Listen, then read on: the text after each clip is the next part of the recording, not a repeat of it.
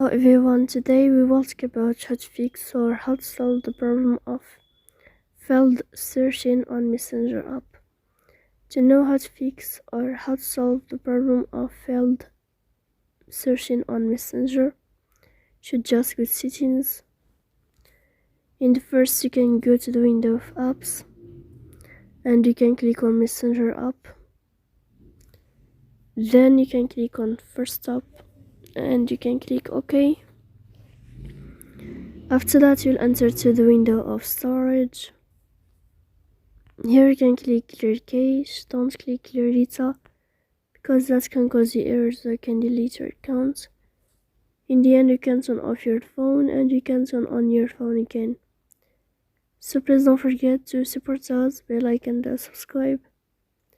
See you next time in another video, and thank you for your attention and your watching.